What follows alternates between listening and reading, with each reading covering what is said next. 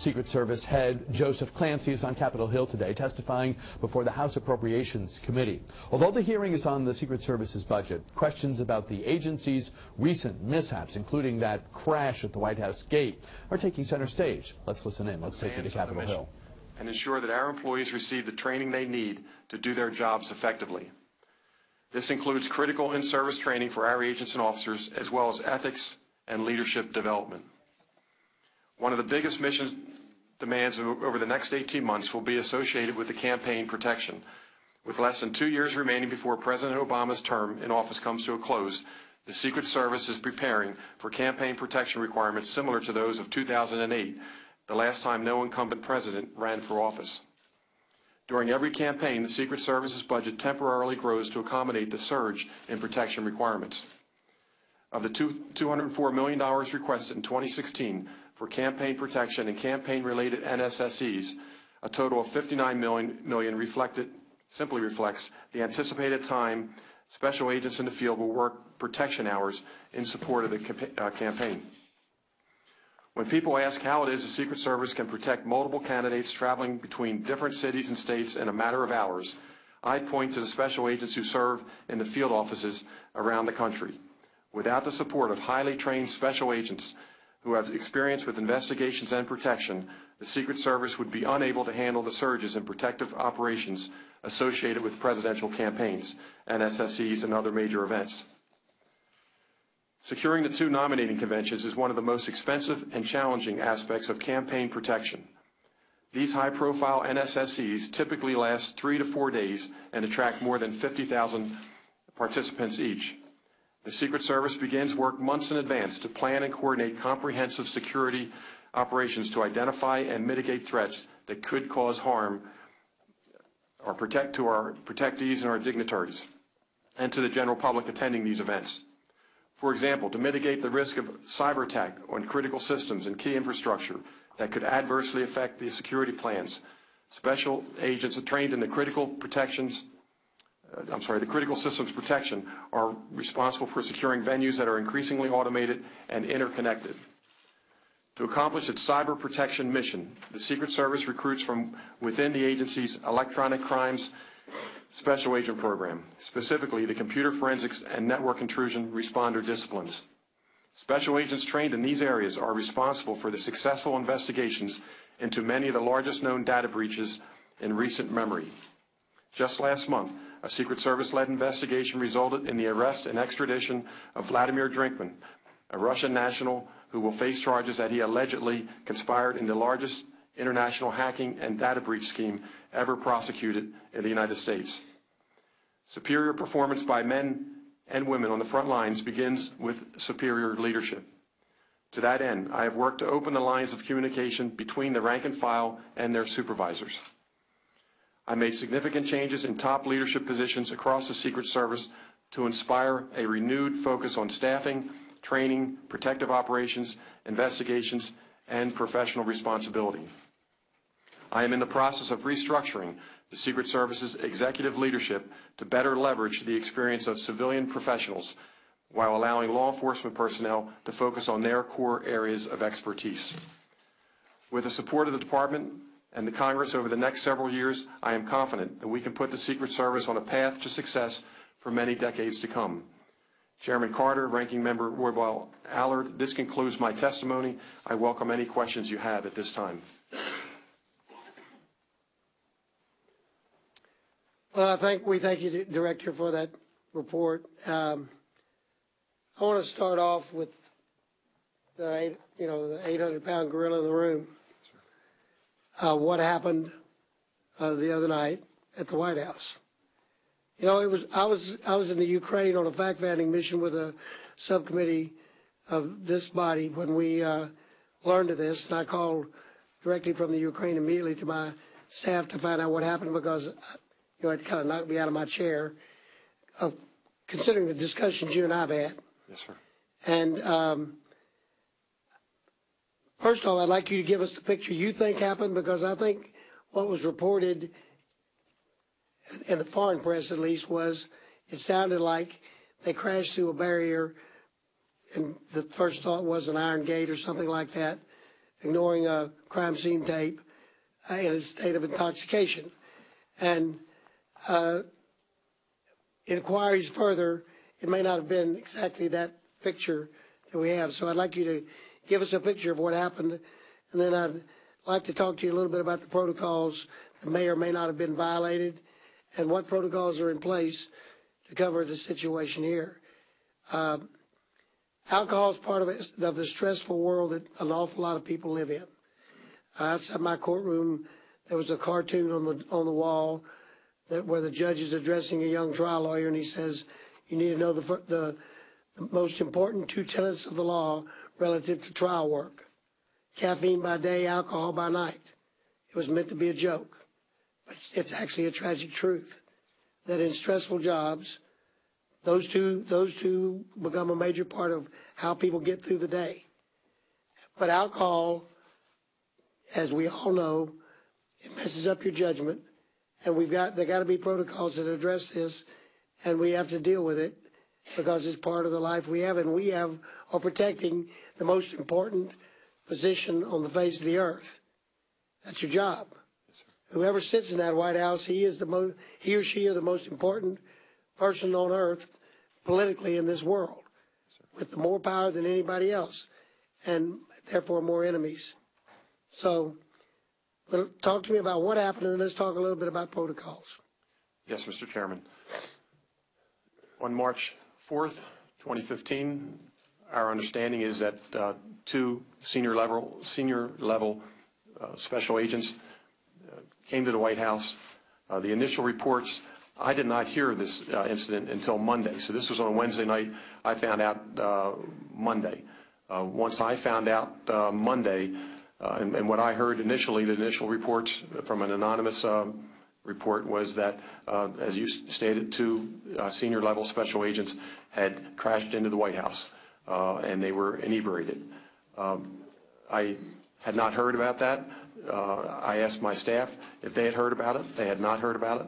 I had asked them to get as much information as they could on the events, and then there wasn't a lot of information available, but I decided to immediately send it over to the Department of Homeland Security Office of the Inspector General.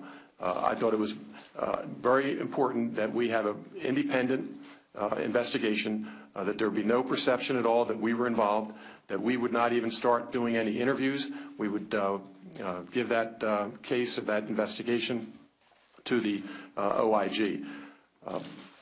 I will also say that I brought my staff in on Monday, and we discussed why I didn't know prior to Monday of this event. And we had a good stern talk about that, and then instructed the staff to go out to their management to ensure that these events, any event of misconduct or operational errors, have to be relayed up the chain. I'll say that it's going to take time to change maybe some of this culture. There's no excuse for this information not to come up the chain. That's going to take time because I'm going to have to build trust with our workforce. And the best way for me to work or earn that trust with our workforce is by my actions. Now, I know I'm very eager to hear the results of this investigation. I don't know how long it will take, but I am committed to due process. What I have done is remove those two senior level agents to non-supervisory positions.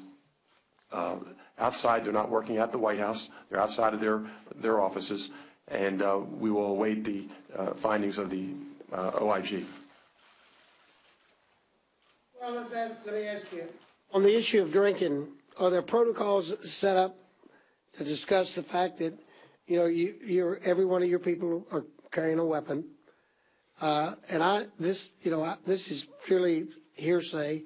Someone told me that a person they knew in the FBI said the protocol for the FBI is, if you know you're going to a place where alcohol is going to be consumed and it's a retirement party where more than one drink might be consumed, that they expect their agents to report that to the superior, to leave their weapon at home and to tell their superior that they would no longer be available for call because they might not be in a condition to be available for call.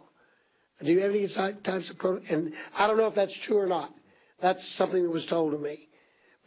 But this was a retirement party for a member of your group, and it was a party, and people were expecting there would be drinking at the party. Now, do you have any protocols like that in the Secret Service? We do have a 10-hour rule, Mr. Chairman, where you are not permitted to consume alcohol 10 hours prior to your duty assignment. Off hours, we don't have protocols for off-hour going to a reception or a party or what have you. There are protocols for driving a government vehicle. I will say that you cannot obviously be under the influence, not by a legal limit, but you just cannot be exhibiting any indication that you're under the influence of alcohol driving a government vehicle. And that will all be looked into with the Office of the Inspector General. I will say that I did see a very short clip, a very short video footage of the incident that evening. And I did see the vehicle that the two agents traveled in, where they drove at a very low rate of speed onto the White House complex. So that's something that the OIG will have, and I'm sure we'll investigate that. Going forward, are you going to look into protocols that would affect a situation like this? Yes, Mr. Chairman. Anytime we have an incident this level, we certainly have to look at our protocols, look at our policies. Are they sufficient? And to be candid, I have been away for several years and was not as familiar with these policies as I should have been. They have to be readdressed. Even the indication that you may be able to get into a vehicle after having one beer, one glass of wine, that's something we're going to have to address. Well, certainly the DWI laws are pretty rough. Yes, sir. Pretty rough. Well, you and I have talked about this. It breaks my heart to think that once again one of the agencies that has been a legend among the American people in the last 6 years has just gone downhill substantially, absolutely substantially, and it's a crime. Our people need heroes. You are an agency that were considered heroes that protected every president, no matter what party they were in, and did it in a very effective and efficient job. And this is really heartbreaking to have this continued conduct. I know you're new on the job, but I told you when we visited, you got a big job, and you're going to have to make heads roll. If there's a place to send people in your agency that is the Mojave Desert of the Secret Service, maybe some people need to be sent to the Mojave Desert so that they know that their behavior is unacceptable. So you think about all that.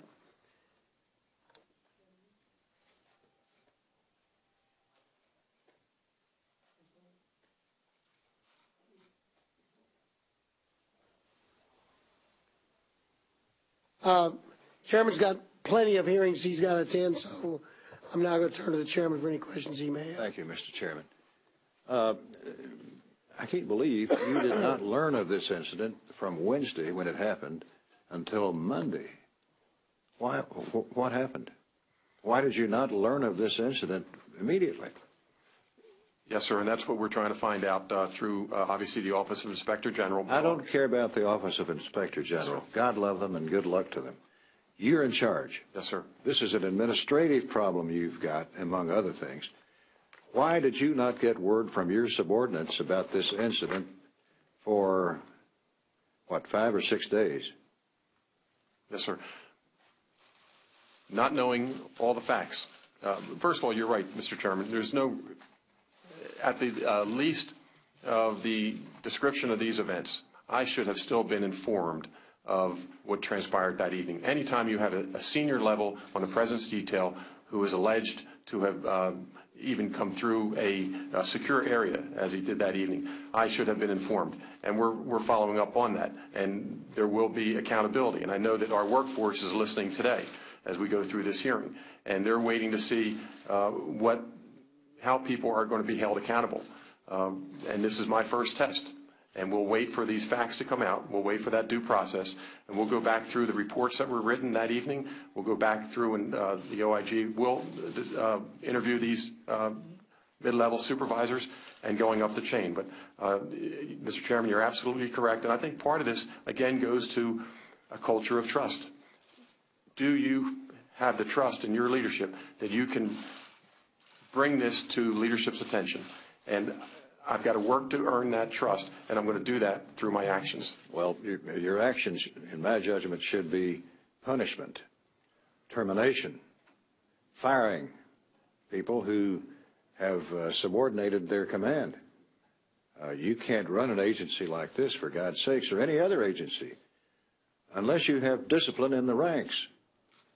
And this is a breakdown, to put it mildly, of discipline within the ranks of your agency, and that's a cancer that can consume you. Now, were these people given the sobriety test?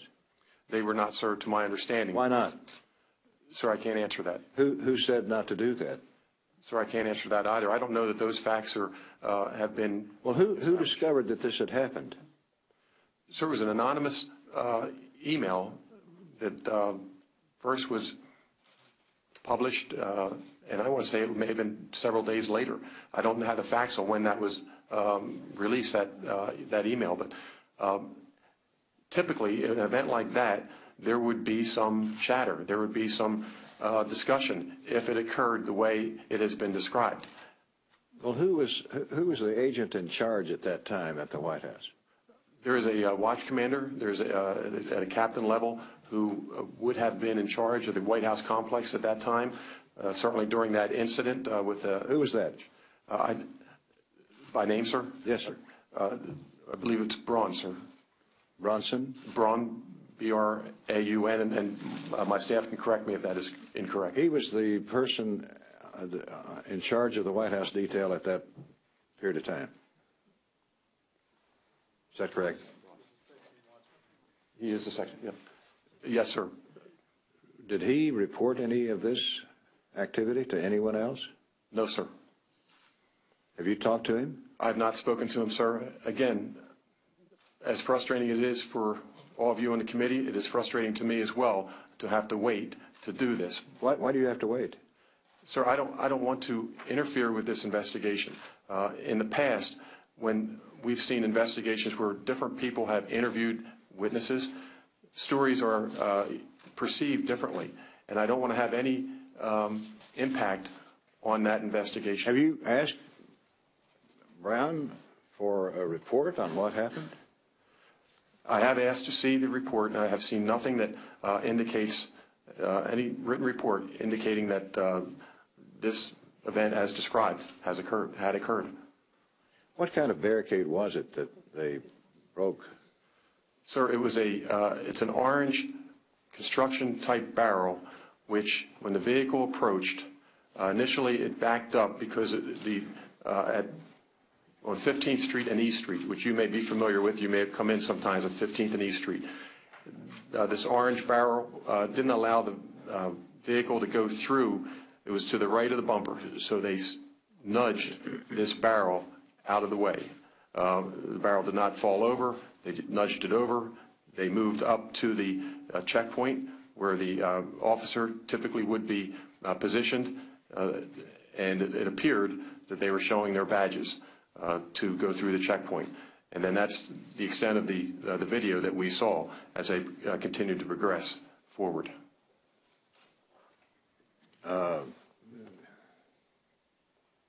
Why were they there? Sir, my understanding is that the passenger in the seat in the vehicle was returning to get his vehicle. They had been at the reception, and they left together. The passenger had his vehicle parked at the White House complex. Well, needless to say, we want to get to the bottom of it right away, and I'm disappointed that you have not waged your own vigorous, tough investigation of this that occurred on White House grounds by security agents who appeared to be inebriated. To say you're not investigating because you want the Inspector General of the department to investigate is hogwash. Sir. What do you think? Sir, I'm basing it on my limited experience since I came back. I read the report, sir, on 2011, the shooting from Constitution Avenue that some rounds had hit Constitution Avenue. And one of the officers, I remember reading when I first came back, was that this individual was interviewed 3 different times by our agency, by the OIG, I believe, and by the Federal Bureau of Investigation. And my recollection is that each of those interviews was different, so which distorted the facts. What were the facts, and what did that officer truly see and hear? And for right or wrong, that resonated with me, and I didn't want any perception that we would be. It can be intimidating if someone from my staff goes to one of these uniformed officers and said, "What did you hear? What did you write? What happened that evening?" They may tell me and my staff one thing, and another from the OIG, they may interview them, and they may have a different perception of the words spoken. Words are important, and I'm frustrated. I'm very frustrated that we didn't know about this. I didn't know about this till Monday. I'm frustrated that I can't act until we get all the facts, because I know that our workforce is waiting. What's your action going to be? But I just don't want to act improperly too soon. Let me just say this. The President, the First Family, they're safe. We've moved these individuals to non-supervisory positions rather than administrative leave where they're getting paid for no work. We can still get work out of them, but in a different capacity. They're still getting paid. Yes, sir. No reduction in pay. No penalties, financial or otherwise, right? No financial penalties. Sir, I would say that I'm sure they're paying a penalty right now. Well, unfortunately, this is the last in a long line of episodes somewhat similar, drinking, carousing, on and off duty, that this agency has suffered these last few years. It's not working right, Mr. Director. Yes, sir. We got to have some changes, and you got to be the one that makes those changes. And I don't sense at this moment that you have the determination to make that happen. Am I wrong? Sir, I would disagree with you with that, with all respect. I will say that there is an element within our agency. There is an element within our agency that does cope with the stresses that many of you have mentioned today by using alcohol. There's no question we have that element. We also have other elements in our agency that go to a different route. Some go to exercise, some go to religion, some go to their family to cope with these stresses. But we do have an element that goes to alcohol. 3-4 weeks ago, we kicked off an initiative, a work-life initiative, to look at these stresses that our people are under. And they are considerable. There's no excuse for the actions. We have to take, there has to be self-discipline, self-accountability, but the head of the Secret Service, Joseph Clancy, appearing before a House panel trying to describe and to explain for lawmakers the reaction that his agency has taken, particularly in the wake of that incident where officers who'd been to a party slammed their car into a White House fence. You can see and you can hear that lawmakers aren't buying it. They're not happy. And the grilling continues. A tough time, clearly, for the brand new head of the Secret Service. Live coverage for you here on News Channel 8. We'll be back with more News Talk right after this.